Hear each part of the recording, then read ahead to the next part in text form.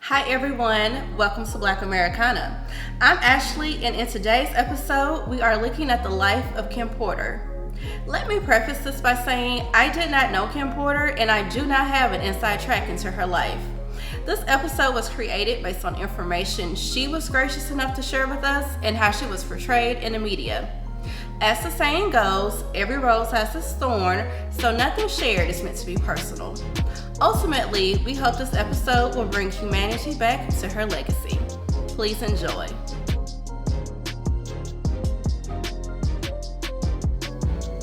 Kimberly Antoinette Porter was born on December 15, 1970 in Columbus, Georgia to Sarah Lee Goodwin Porter and Jake Porter.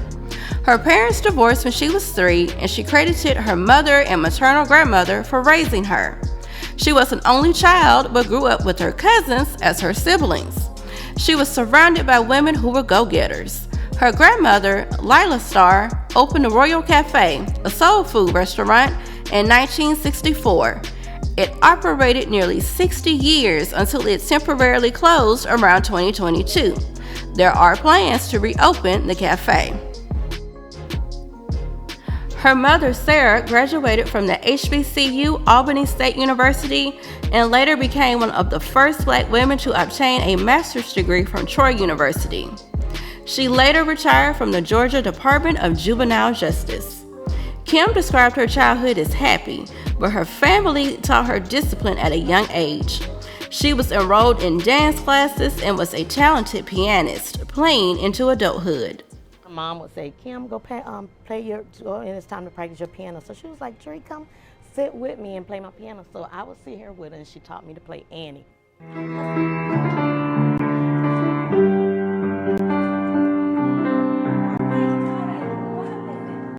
Sing now, sing, do something. Come on, Lord. She worked at her grandmother's cafe, developing hospitality and culinary skills. She made lifelong friends while growing up in Columbus, including future superstar producer Dallas Austin. Their bond would be the inspiration behind the film Drumline. She was a bright student, with one of her high school teachers recalling how measured she was in her responses in the classroom. He encouraged her to pursue a law career, and she nearly pivoted to a career as an attorney. But her first love had long been modeling. She trained at a local modeling school while balancing her academic responsibilities. She was a part of the marching band at Columbus High School and was crowned the school's homecoming queen.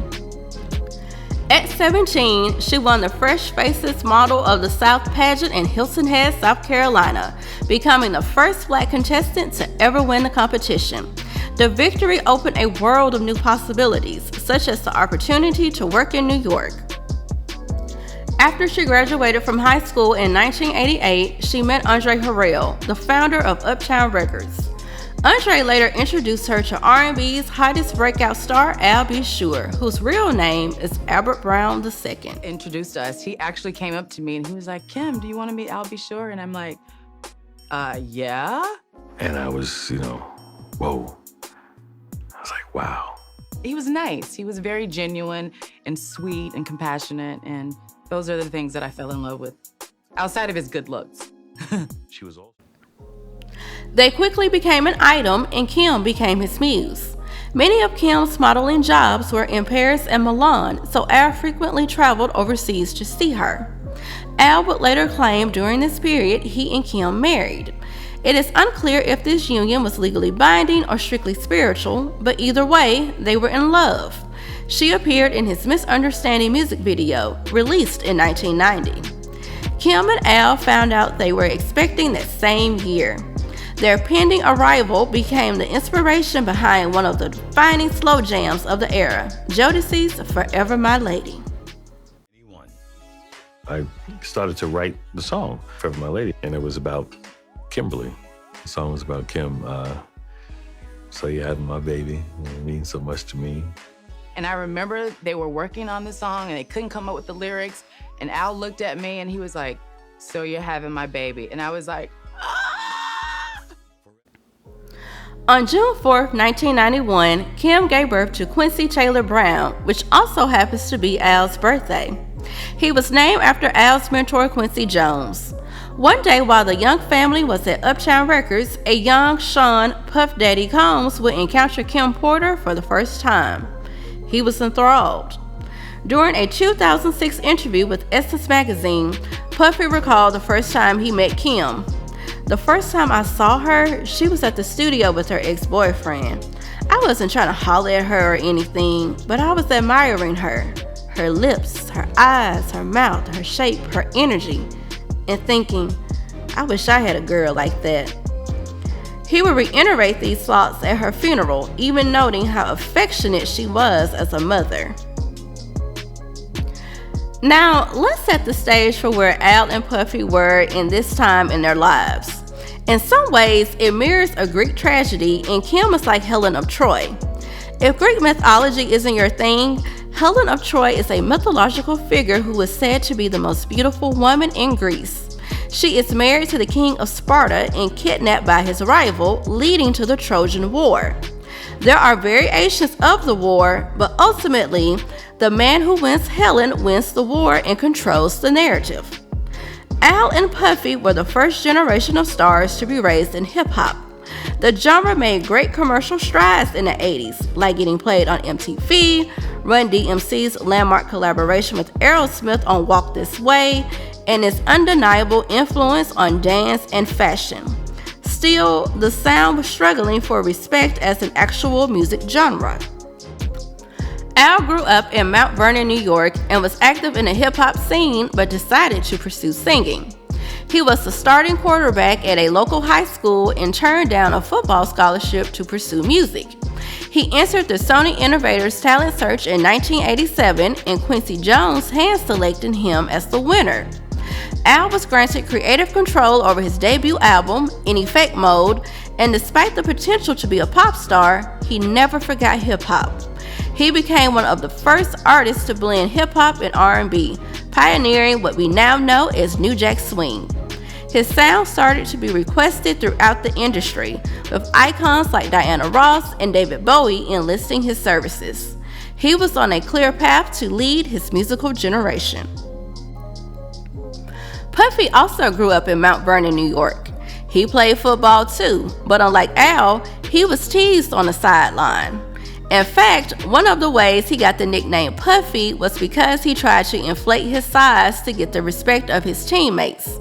He hustled his way up the industry hierarchy, first as a dancer, a bit part actor, and later an intern at Uptown Records. In the early stages of his career, Puffy openly spoke on his resentment on how more established stars were not open to hip-hop. In other words, Al B. Sure was the man Puffy had to beat. All before the age of 25, Al had the athleticism, mainstream acceptance, and now woman that Puffy wanted. Kim decided to switch careers when the demands of working overseas became too much as the new mother. She began working as a receptionist at Uptown Records, which of course allowed Puffy to see more of her. Around this time, the pressures of fame and youth started to take a toll on Al and Kim's relationship. Al was very jealous, and guys were all over Kim all the time because she was so pretty. So I just remember Al and me talking to him all the time saying, boy, fall back. You know, she's not going anywhere. But he was very possessive. You would have girls like throwing themselves, literally throwing themselves, throwing their panties, giving their numbers in front of me when I'm there, when I'm not there. I'm a very secure person, but that's a lot to have to deal with at all times. He's controlling her, she's controlling him, she's acting out. It's not gonna work. To compound the situation, Al had a child with another woman around the time Quincy was born. Once someone cheats and they have a child with someone else, that's my boundary. You know, that's, for me, that's where I draw the line. And so with that happening, it made it a little easier to leave. It was an acrimonious split. It wasn't fuzzy and warm, or it wasn't amicable. And so Al faced a lot of challenges being a father with an estranged mother. Obviously, I hadn't gone through the maturation process of, I'm still young, come on, I'll be sure, and I'm on the road, and it's pandemonium, and it's crazy and stuff. I jacked that one up. Yeah, I sure did. We won't continue to dissect it in this video, but over the years, Puffy will lay claim to some of Al's achievements. When you examine history with a keen eye, you can decipher between the two, but up until recently, the public relations machine was in Puffy's favor. Puffy was fired from Uptown Records for unprofessionalism in 1993 and took his fledgling Bad Boy Records with him. He and his girlfriend, Misa Hilton, had a son, Justin Dior Combs, born on December 30th that year. Puffy and Misa had their own problems, also dealing with the pressures of youth and fame. In 1994, Kim and Puffy reconnected and officially became a couple. There has been a lot of chatter about Quincy's parental dynamic in terms of Al versus Puffy. Keep in mind, Quincy has said his grandmother, meaning Kim's mother, raised him and he spent most of his childhood in Columbus, Georgia. Your mama, man, what role did she play in your life, man? And talk about your relationship with her. She was like my best friend. My grandma was like my mama. Okay. And, I mean, every case is different, but we had a relationship that was like, I was able to treat her like a friend. Yeah. Without knowing that, because we was just so cool. Like, I'm a mama's boy. Yeah. But that was a different relationship that we was able to develop, because with the balance of my grandma, it was almost like I had two moms. Yeah. I cannot speak for other cultures, but it is not unusual in Black American families, especially considering how young Kim and Al were. This is not a Quincy video, but since he is her child, hopefully that brings some clarity to Kim's story. Puffy was known to lavish Kim. Their mutual friend, Jessica Rosenblum, remembered Puffy often asked her to plan parties for Kim, saying it would have to be over the top and there would have to be roses. Even with a generous boyfriend, Kim continued to nurture her modeling career. She appeared in the music video for Jodeci's Fiendin'. I got the man here in charge, Devontae Swing, who's running things, and his leading lady. All right, now did you do all the casting for this? I did a lot of the casting for this. And what made you pick Miss Kimmy Kim? This is a long-time friend of mine, She was the most beautiful girl I know. So I asked her to do the video. She said yes. She also appeared in Heavy D's Nothing But Love and D'Angelo's Brown Sugar. Elevating to the top of NYC's social scene never made Kim forget her southern roots, and she was instrumental in building connections as the South rose in prominence in hip-hop. At this same time, Puffy was in the thick of the East Coast-West Coast feud. The conflict came to a head with the tragic passings of Tupac Shakur and Christopher the Notorious B.I.G. Wallace.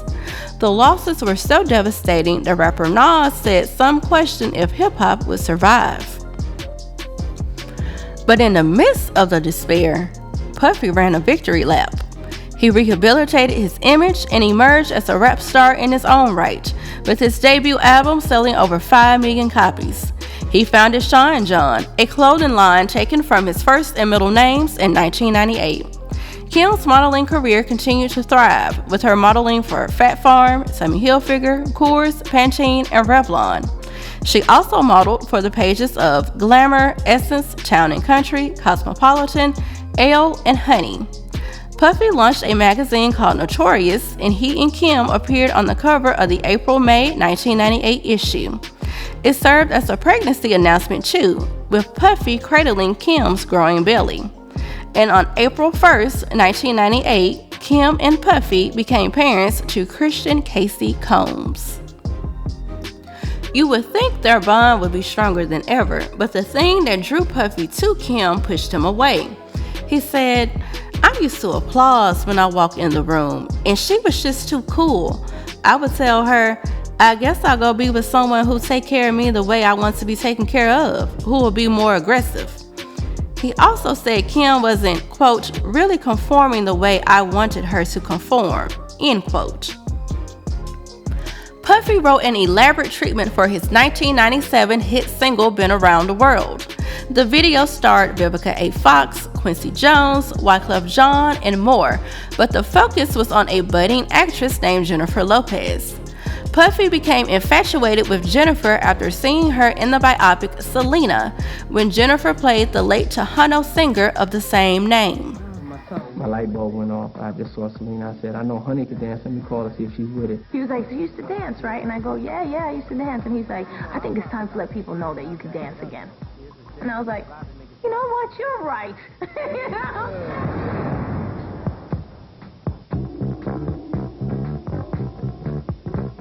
On the video set, the electricity between Puffy and Jennifer was red hot. I had my own sparks, you know what I'm saying? You look at Honey, my sparks was just flying all off me. But neither was in a position to do anything about it. She was married at the time, so I was in my own relationship, so I had to have self-control. And then we just became friends.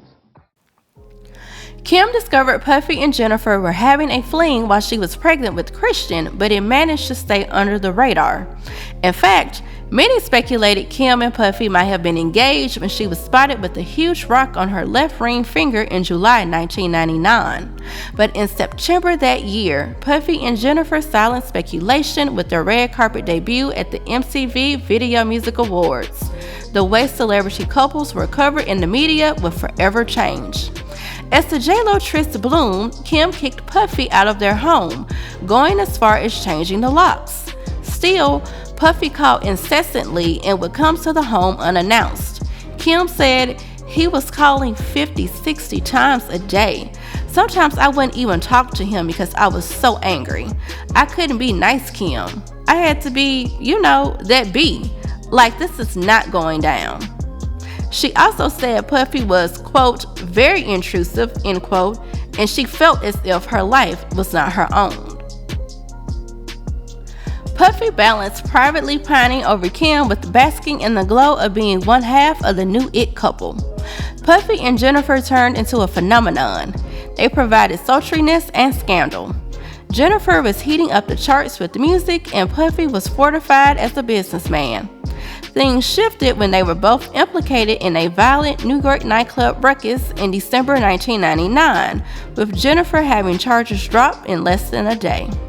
But the conversation shifted again when Jennifer donned that infamous green dress at the 42nd Annual Grammy Awards in 2000. I had never seen nothing like that. It was like a movie. When Puffy showed up at the 2000 Grammys with Jennifer Lopez on his arm in a Versace dress that defied the laws of physics, he was the envy of men everywhere. I don't really know how long it took her to get into the dress because I was getting dressed in the other room. But I know it only took me a second to get her out of it.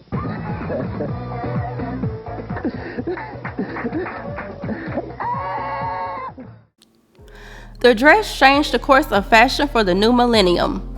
Google later created Google Images because the demand to see the dress was so high. But as legendary as the moment was, Puffy could not resist calling Kim. Kim recalled in a 2007 interview with Essence that she watched the ceremony with a friend. She told her friend, I guarantee he'll call my phone before the credits roll off. And like clockwork, he called.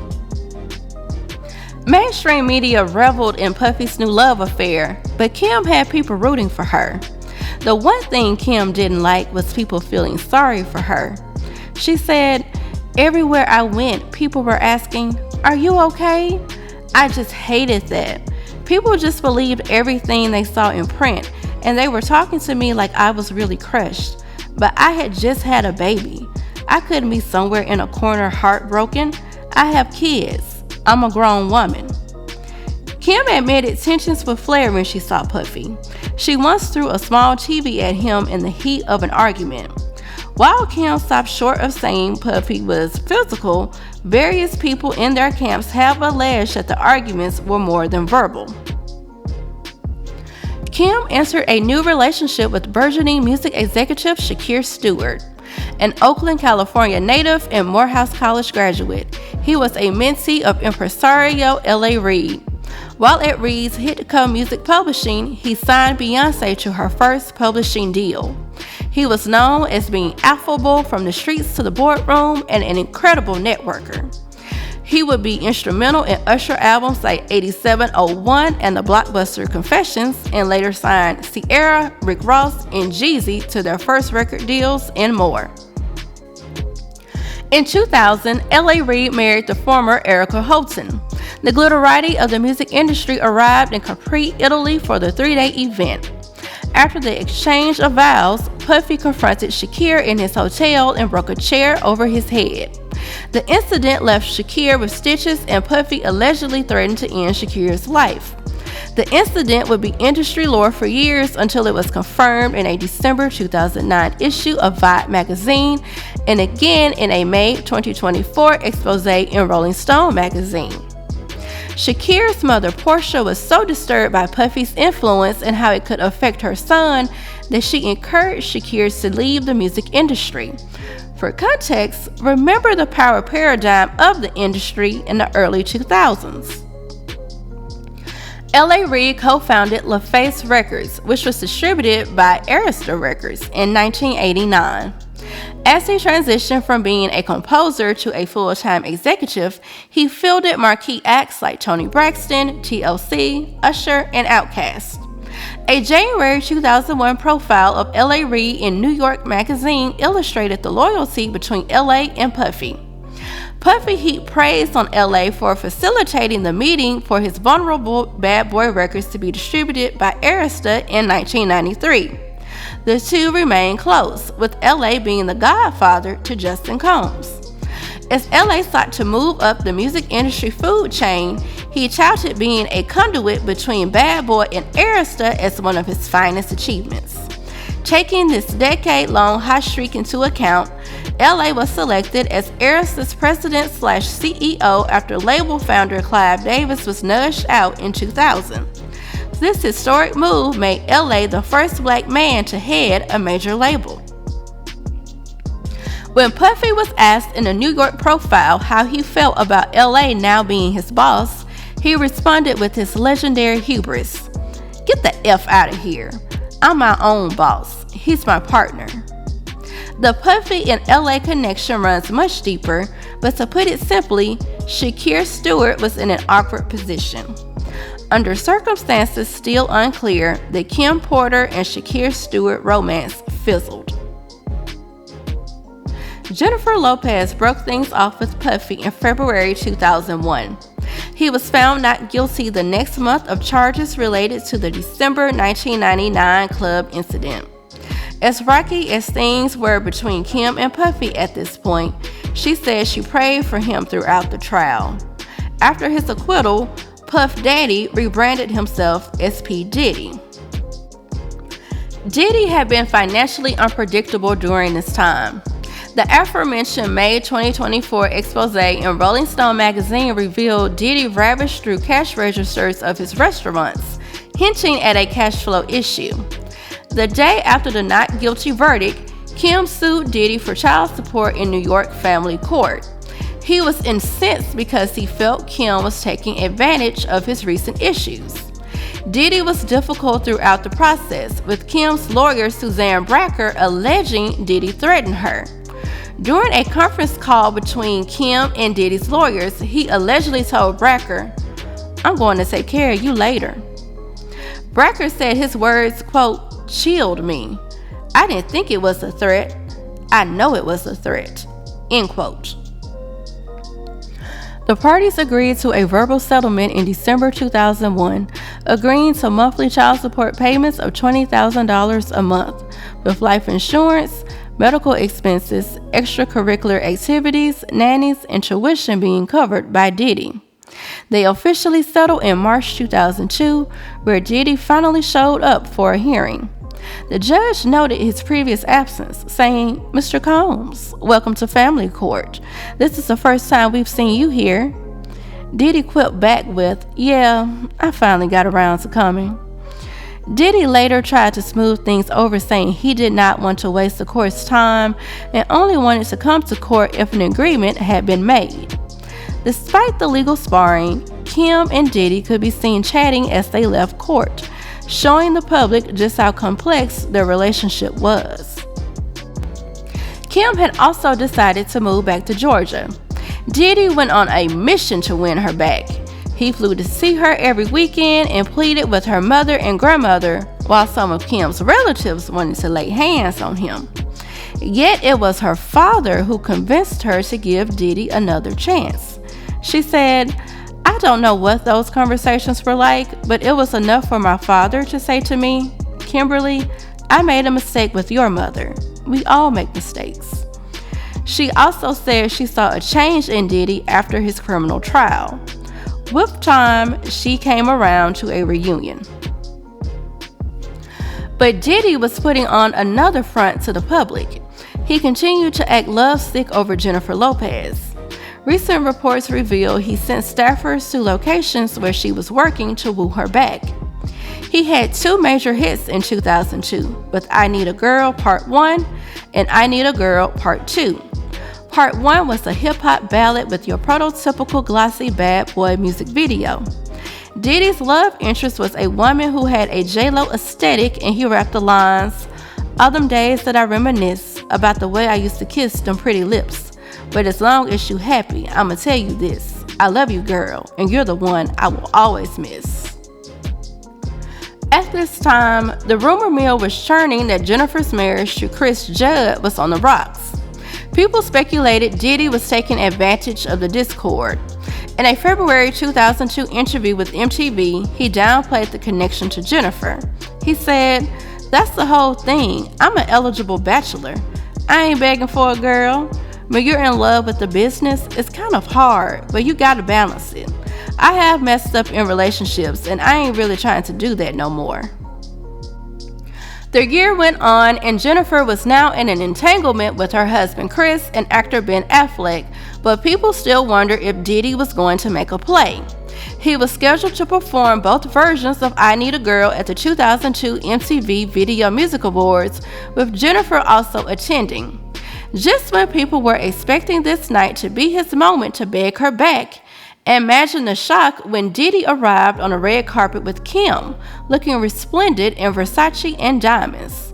So there was a reunion indeed, but it was with Miss Porter.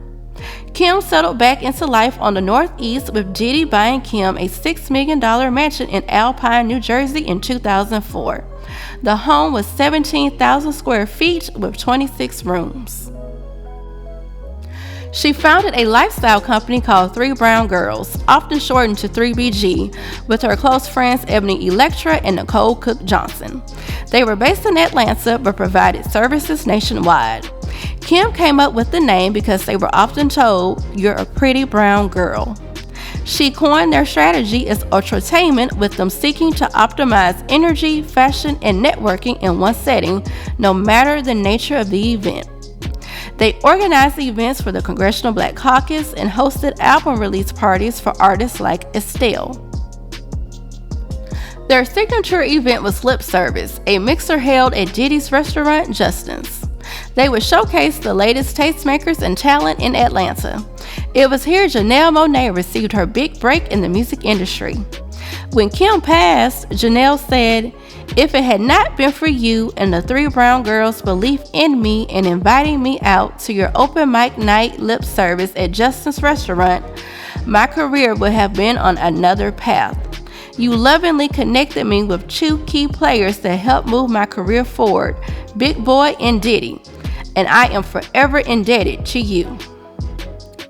Another artist whose career she was instrumental in helping is rapper Jeezy, who would eventually join Bad Boy South act Boys in the Hood. Fire music. Shouts out to Kim Porter for that. Rest in heaven, baby. How did it come to be? Kim Porter, which was Puffy's longtime partner. Yeah. She knew one of my. She knew a guy named Block that actually had the group, and at the time I was working with Jazzy Faye. And she also became more ingratiated with the Sean John brand, appearing with Diddy in an ad for the Unforgivable fragrance.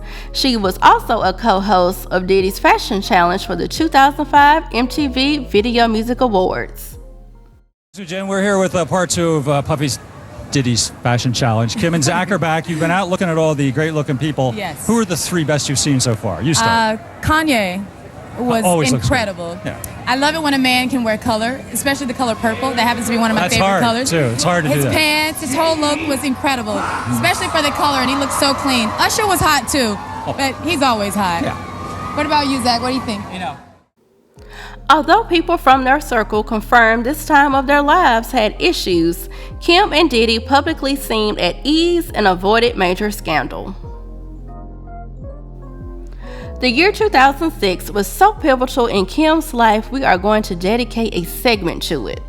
Like the late 90s, this should have been a joyous time for her and Diddy, but scandal came knocking. Diddy, to some criticisms and to some cheers, transformed the image of the hip-hop businessman. No one had been quite the hybrid of record label owner, hype man, and rapper like him. He outlasted many of his peers. Let's put the year 2006 in perspective. New York's Golden Boys were having growing pains. Russell Simmons had already sold his share in Def Jam and transformed into a yogi bachelor after announcing his separation from his wife, Kimora Lee Simmons. Irv Gotti's empire was in shambles and had to regroup as the Ink. Jay-Z was a successful businessman, but trying to find his identity again as an elder statesman in hip-hop. But Bad Boy Records was having a resurgence. Reality TV became normalized as a form of entertainment. Diddy reintroduced himself to a new generation when he took the helms of MTV's Making the Band series. The South had gained respect in the rap game, and Diddy, being an early supporter of mainstreaming Southern black culture, was expanding the Bad Boy sound. MySpace was the leading social media platform, and once unknown artists could become a digital sensation. MySpace did just that for Cassie Ventura, who signed to Bad Boy that year. Her debut single, Me and You, reached number 3 on the Billboard Hot 100. Danny T. Kane, his second act from Making the Band, scored a top 10 hit on the Billboard Hot 100 with Showstopper, another anthem for the MySpace baddies. That single introduced another Bad Boy South artist, Atlanta's own Young Jock, whose song Is Going Down peaked at number 3 on the Billboard Hot 100. Diddy celebrated the Bad Boy Renaissance at the 2006 BET Awards with Kim on his arm. Kim, Diddy, and the new Bad Boy roster took over the red carpet in white-hot looks. And what unfolded in the coming months, the pictures of Diddy between Kim and Cassie became tabloid fodder. Just as Bad Boy was having its strongest commercial success in years, rumors started to creep up. By August 2006, reports started to circulate that Diddy fathered a child with another woman. In October 2006, celebrity blog Gossip reported someone from Cassie's camp informed them that she and Diddy had begun an intimate relationship. Now, to be fair, when Cassie sued Diddy in the fall of 2023, she stated in her complaint that she was pressured into the relationship in August 2007. I am not here to argue about it, but I am trying to set the tone for the time. It was also in late 2006, Kim and Diddy confirmed they were expecting twins in what was described as an unexpected pregnancy. Hey, what's up, y'all? We interrupt your browsing for this emergency announcement. This is my girl, Kim, my lovely girlfriend, KP, Kim Porter. And the other day, y'all, I woke up in the morning, and I was just looking at my girl. She pregnant right now, as y'all can see. And I was just like staring at her, looking at how beautiful she is, She's so pretty. And I was noticing, I was like, baby, you kind of big. Why are you so big? But not in a way that, she big that would upset her, and that. I'm just saying, like, she looked kind of big for the amount of months she is. And so I said, baby, I think we need to go to the doctor because you kind of big. You look like you ready to give birth right now. And so we went to the doctor, and guess what? Your boy Diddy is a champion. I am a champion. The doctor told me and Kim And I'm telling you right now, no press announcement, just telling people in my family that I'm having twins. It is official. Yes, two more Combses. 2. World, y'all in trouble now. See that? Silky, smooth, cocoa butter skin. May God bless them. Thank y'all for your support. Even with the pending arrivals, Kim tried to restart her acting career. Apart from her appearances in music videos, she previously appeared on The Cosby Show. In 2001, she played Sandra in The Brothers, starring Shamar Moore, Morris Chestnut, Bill Bellamy, and many other stars. She later appeared on an episode of Law and Order and had a part in the film The System Within. She had a 5-episode run in Wicked Wicked Games, acting alongside Tatum O'Neal. She was pregnant with the twins while shooting Wicked Wicked Games, but said her growing body did not slow her down. Once Kim began to show, she and Diddy had a public relations extravaganza for the arrival of the twins. Kim put on a brave face even as she heard Diddy had fathered another child. Essence magazine put them on the cover of its December 2006 issue. Being 2 chocolate individuals, so make Essence is like the chocolate staple. baby. I'm so thrilled that they're displaying black colors. love. You know, we don't get a chance to see too much of that, and we definitely demonstrate that, right, baby? Give me a kiss. In what was supposed to be an image rehabilitating move, the feature sparked a backlash. Now remember, we are discussing this in the context of 2006. Many people felt the cover was disrespectful because Diddy refused to marry Kim. Once the article was released, the reactions grew worse. Kim was adamant that the Jennifer Lopez relationship was not real. She said, "That relationship wasn't real. The world just saw the bright lights and the camera. But I knew what was really going on. He was still in love with me." Diddy had a different take. He said, "Jennifer was my perfect match in terms of energy. I thought, I'll test the waters and hopefully Kim will see I'm serious and come running after me."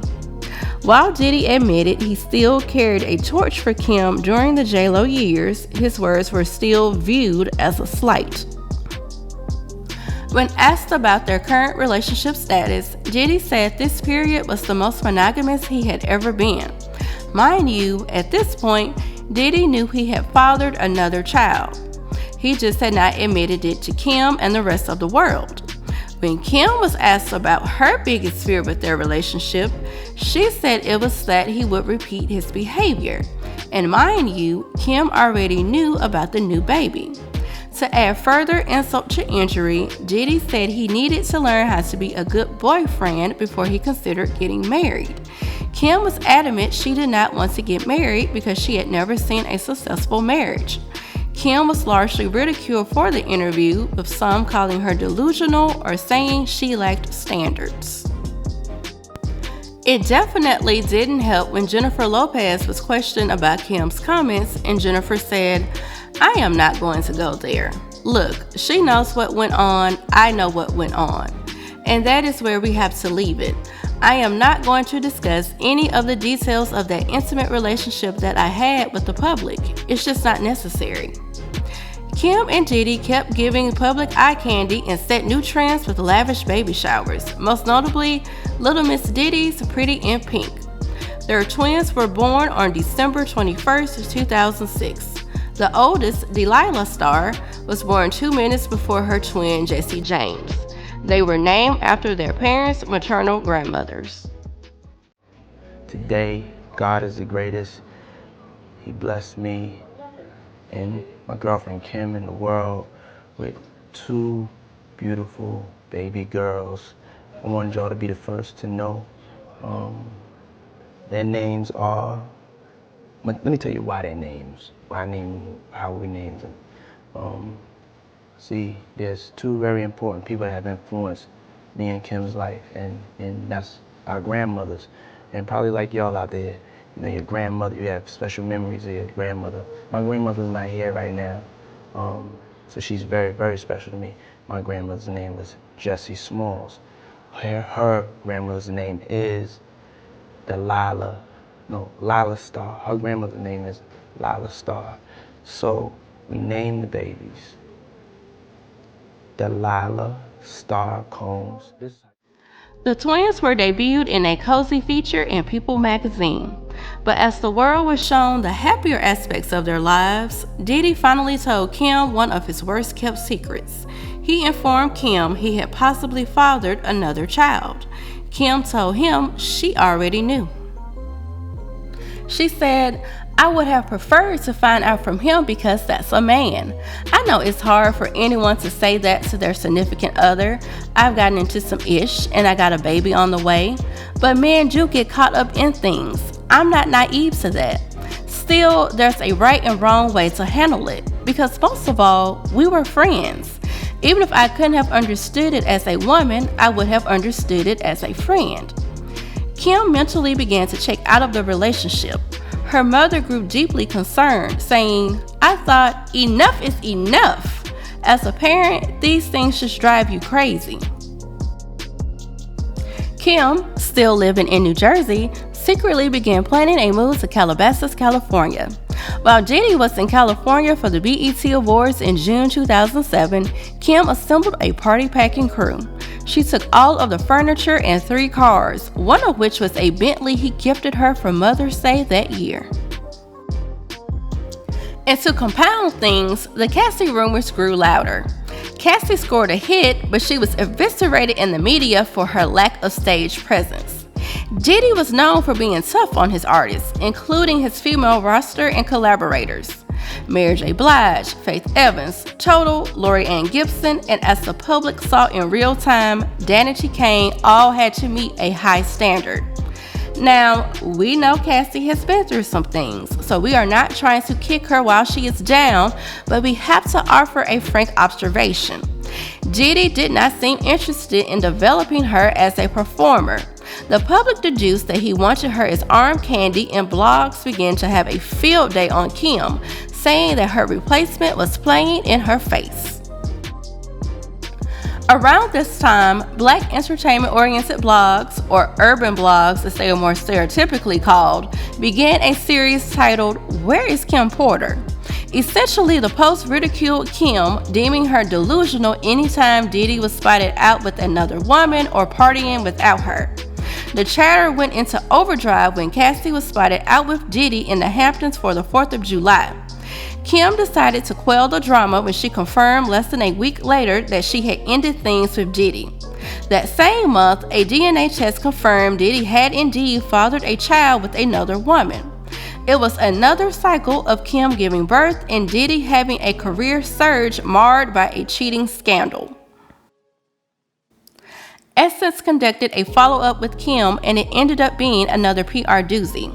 In the publication's October 2007 issue, Kim said she wanted the breakup to be dramatic so Diddy could understand it was really over. But it was her response to his secret child that raised eyebrows.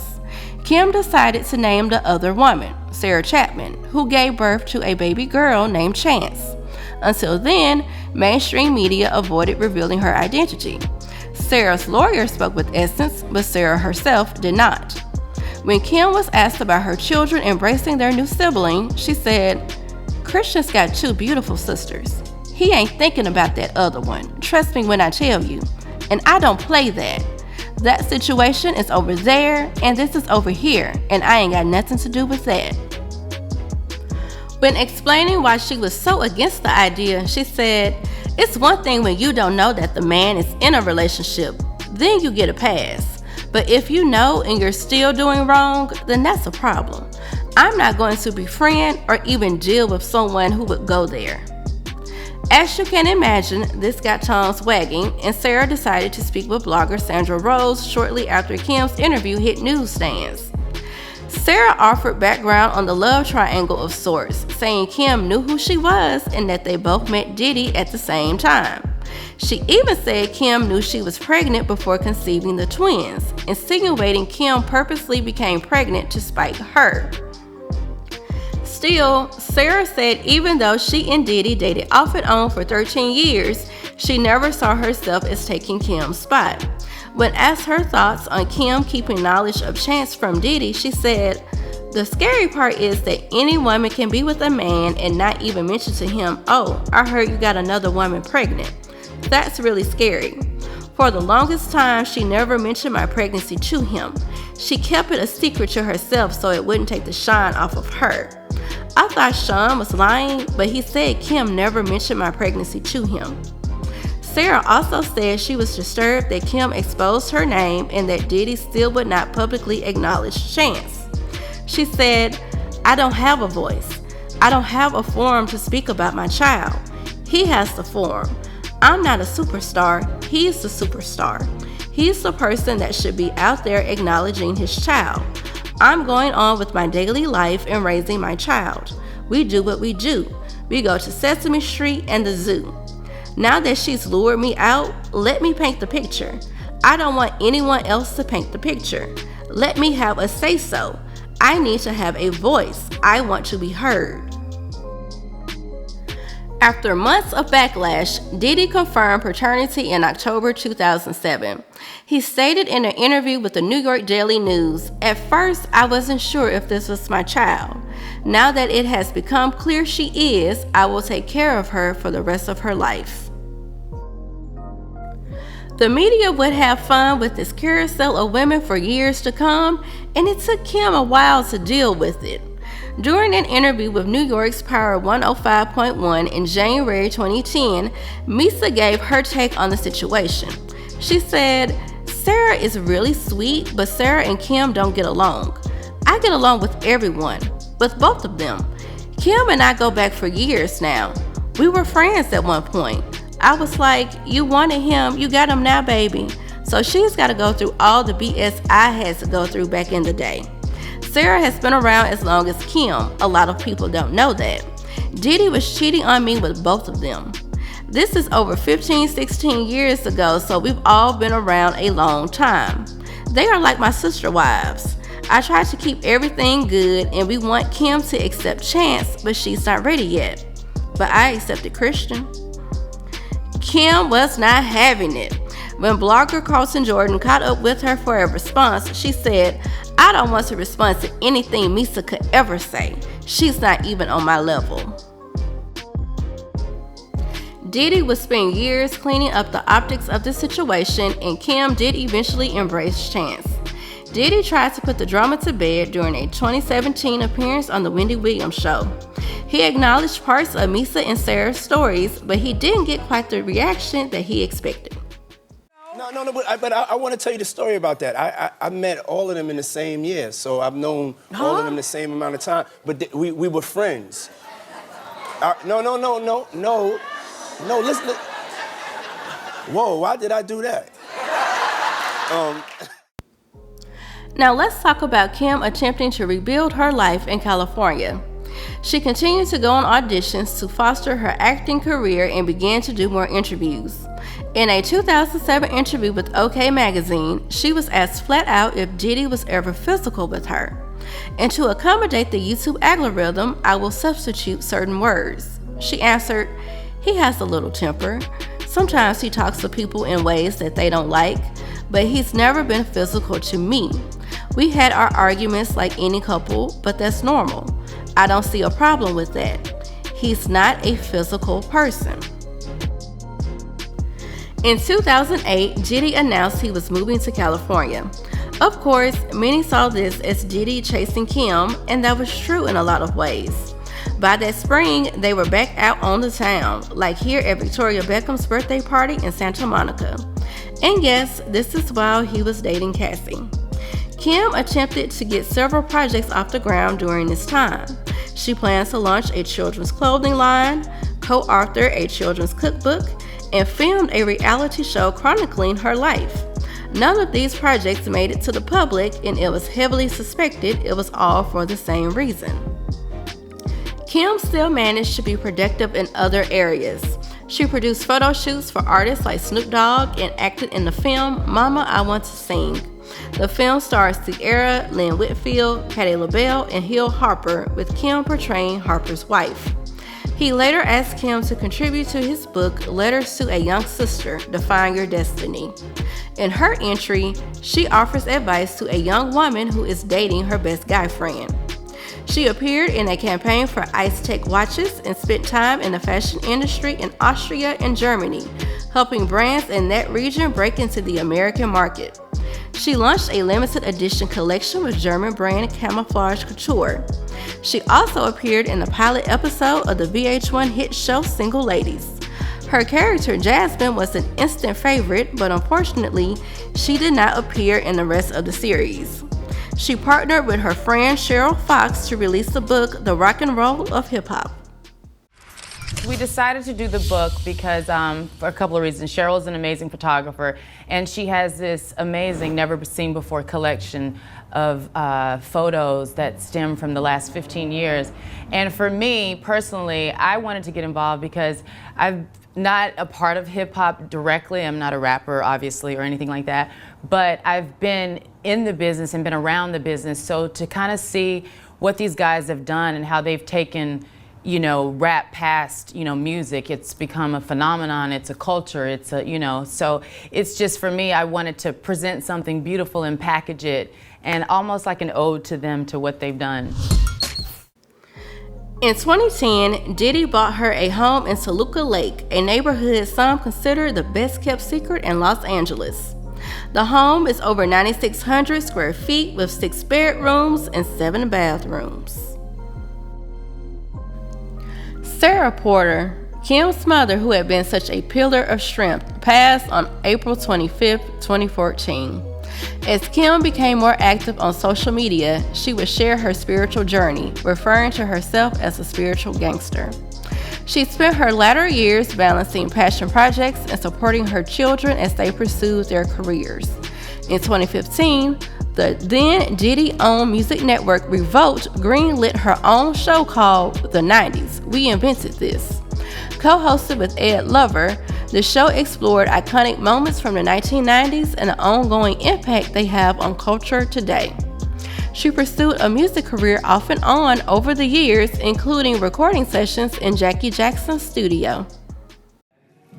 Here we go. 1, 2, 3, and... For a man who loves music, breath. A man who loves art, breath.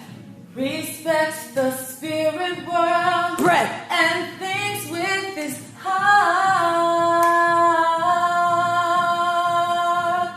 Good. Quincy emerged as an actor and in music. How are you feeling tonight? I'm feeling like a proud mother. Yes, I am. Just showing support for Quincy. He did such an amazing job in the movie, and again, I'm just a mom here showing support. She also spoke more on the impact Al B. Sure made on music and how special their time as a couple was. She and Al appeared in Quincy's video when he reinterpreted his father's classic Night and Day as I Can Tell You.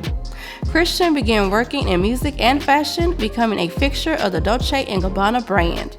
And Delilah and Jesse began modeling as well.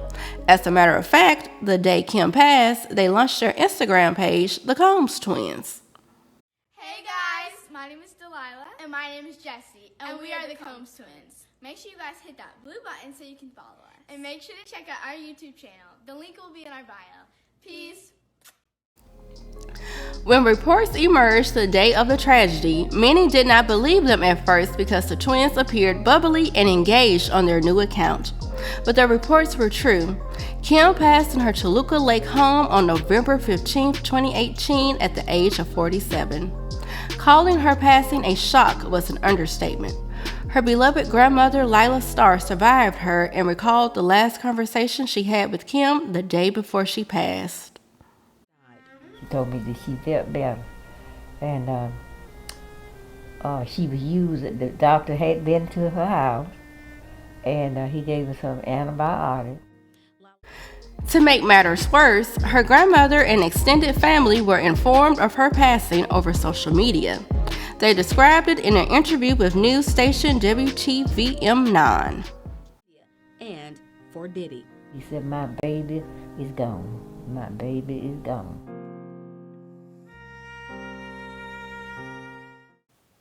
Kim Porter was a woman who made her privacy a priority, but since her passing, there have been more questions about her life than answers. Certainly, her story will have more layers added as we see her life partner, who she continued to call Puffy, embroiled in unprecedented scandal. But what we do know is that she was a woman proud of her southern roots who enjoyed life as a global tastemaker. She was a force behind hip-hop merging with fashion. She was the muse behind songs that became a part of the soundtrack of our lives. She was a dutiful daughter, granddaughter, niece, cousin, and friend. She was a doting mother, and as she called herself, she was a spiritual gangster. Her story is still unfolding. Thank you for being a part of this video. Please subscribe, like, comment, and share. To learn more about us, you can visit our website at www.BlackAmericanamedia.com and be sure to sign up for our newsletter. You can follow us on TikTok, Instagram, and Facebook. See you soon.